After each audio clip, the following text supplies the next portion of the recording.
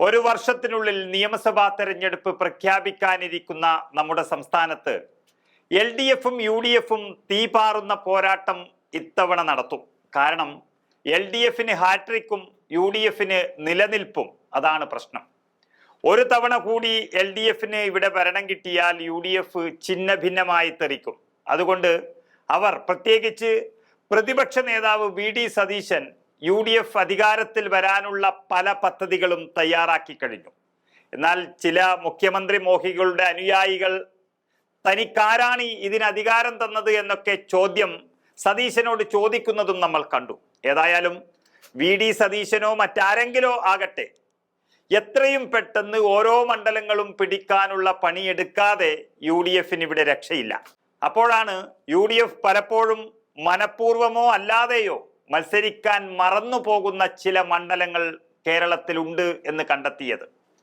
അതായത് സംവരണ മണ്ഡലങ്ങൾ. കേരളത്തിലെ നിയമസഭാ മണ്ഡലങ്ങളിൽ 16 സംവരണ മണ്ഡലങ്ങളാണ് ഉള്ളത്. അതിൽ മത്സരിക്കാൻ പാകത്തിലുള്ള ഒരു സ്ഥാനാർത്ഥിയെ കണ്ടെത്തുക എന്നുള്ളതാണ് UDFിനെ സംബന്ധിച്ചിടത്തോളം കഴിയാതെ പോകുന്നത്. എപ്പോഴും സംവരണ മണ്ഡലം എന്ന് പറയുമ്പോൾ അതിൽ മുഴുവനും തന്നെ കോൺഗ്രസിന്റെ സീറ്റായിട്ടാണ് വരുന്നത്.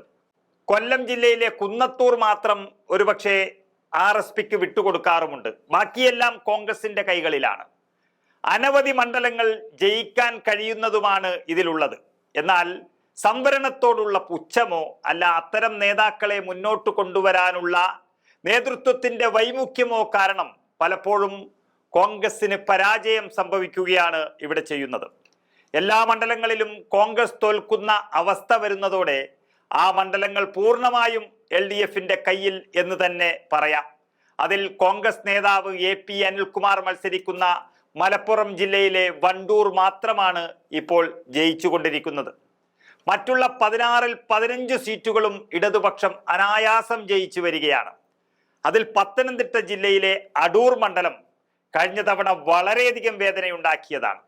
കോൺഗ്രസും ഇടതുപക്ഷത്തിനെ കൊണ്ട് കയ്യിൽ കൊടുത്ത ഒരു മണ്ഡലമായിരുന്നു എന്ന് വേണമെങ്കിൽ പറയാം.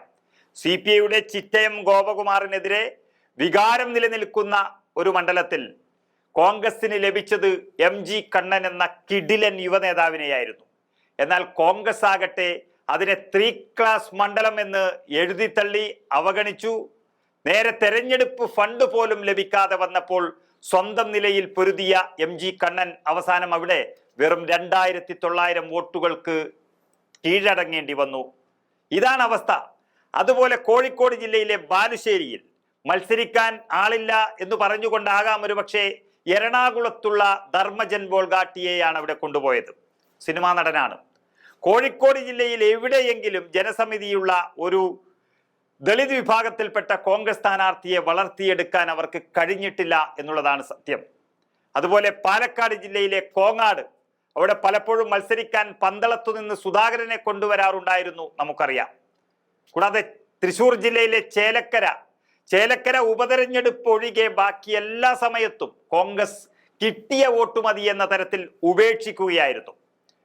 എറണാകുളം ജില്ലയിലെ കുന്നത്തുനാട്ടിൽ ഒരു VP സജീന്ദ്രൻ പോയാൽ അവിടെ മത്സരിക്കാൻ ആളില്ലാത്തൊരവസ്ഥയാണ്.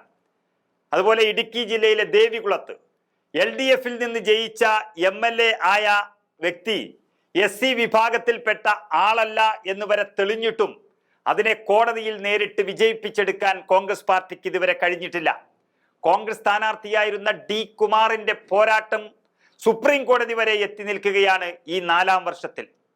അതുപോലെ ആലപ്പുഴ ജില്ലയിലെ മാവേലിക്കര, അത് ജനറൽ സീറ്റായിരിക്കുന്ന സമയത്ത് കോൺഗ്രസ് നേതാവ് M മുരളി എല്ലാം തുടർച്ചയായി ജയിച്ചുകൊണ്ടിരിക്കുന്ന ഒരു മണ്ഡലമായിരുന്നു.